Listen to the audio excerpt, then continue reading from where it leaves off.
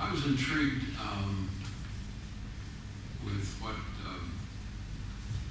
Colonel Morris was doing when I first heard about it. I've been banging around Africa for a long time and the rest of the world for a long time. And of course, in the quiet times of airplane rides and going to bed in strange places, I think sometimes, why doesn't somebody do? And then you have ellipses there and fill it in. But we are in a changing world right now, and I find it kind of exciting to be a part of what's happening. We have a window of opportunity, I believe, in many places in this country. North Korea being one, Cuba being another, and on. That I think 20 years down the line, there will be some who say, golly, I wish we had taken advantage of that opportunity. And for sure, Africa is one of the places where so much change is inevitable, because you have so many different forces working right now, and you don't have to be a political genius or an economic genius to see that the different phases that Africa has gone through historically. There have been plenty of lessons to draw out from that package of history, but not necessarily have there been perceptive people who have come to conclusions and then acted on those conclusions. So the tuition has been high. But right now, I think we are right in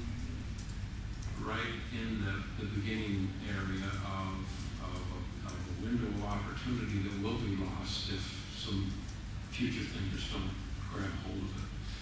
So, Bob, I have to say to you, I think I recognize the price that you have paid as a pursuer of dreams. And the reason I think you pursued the dream is because you're perceptive enough to see how important it is, and it's something that you're obviously willing to give your life and your finances to doing that. I respond to that positively. In part of what's coming together that I see, obviously you have some good forces working in Africa that are not necessarily unlike forces prior in history that brought on such things as colonization. You have some of those same identifiable sources and forces that are going on.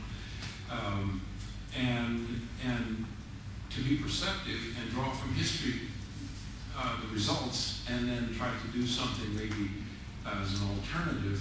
Now, as you see Asia coming in, they are seeing, wow, what a ripe peach so close to the ground on this tree. You see, and I won't get into the politics, but you see what is happening with the entire Muslim world, for example, and it's not a hidden thing of what the agenda is for Africa. And then you have another mix, an interesting mix. You have a history of humanitarian, some positive, some negative, some successful, some very much failure in a country as large as this, and political experiments that have kind of linked in with that. But I think maybe one of the most challenging, one of the most exciting pieces that's moving into this whole play is a superpower of a world in time and in history that is in radical change philosophically. I find that extremely interesting. Moving from warrior, and now you have to almost look around and say, gee, where's an enemy we can go take advantage of? or where's our responsibility? We don't have the Soviet system anymore to bang on.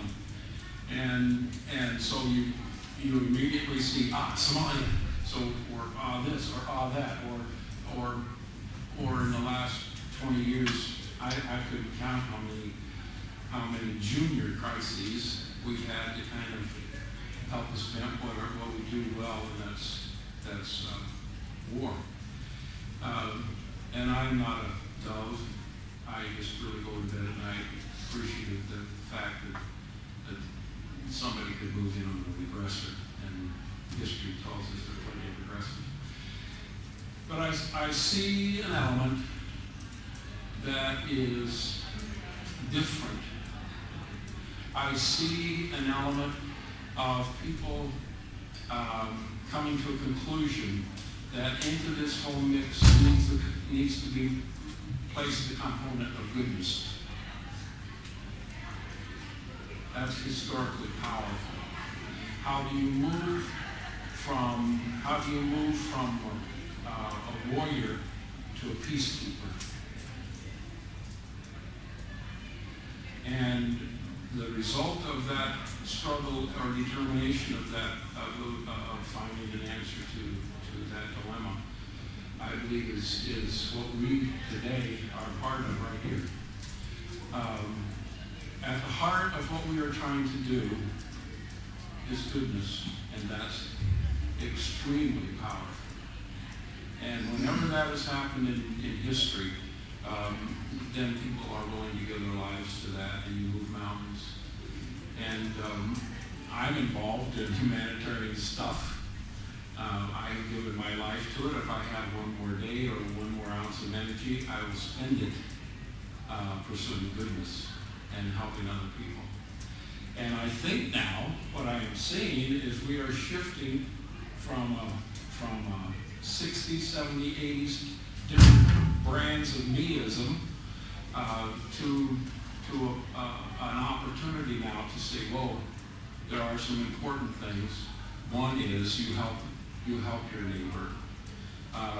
You direct resources, and you try to bring an element or the highest elevation of goodness for a civilization. Heaven knows that that's what we need. It's about time. And so I think that is part of what has been magnetic about this. You heard about it. You said this is not only another game plan, but this is something that strikes at my heart. And so I just have to tell you, number one, thanks. I recognize what you're doing and appreciate it. My experience in Africa has been extremely rewarding because I get to meet guys like Eugene, and I have so many friends all over that in his heart he has the characteristic of goodness. So today, I think my opening phrase in the big room was, we've come to celebrate goodness. And I think a heart of what we're trying to do is to bring mankind along and give it an infusion of goodness in a time when it's really needed. So thanks for the opportunity. And whether it's on this panel or we see each other someplace in some African crawl someplace, I want you to know that I pledge to this kind of thing for the rest of my life. So thanks for getting me to work with you in this captive place. Thank you. PG.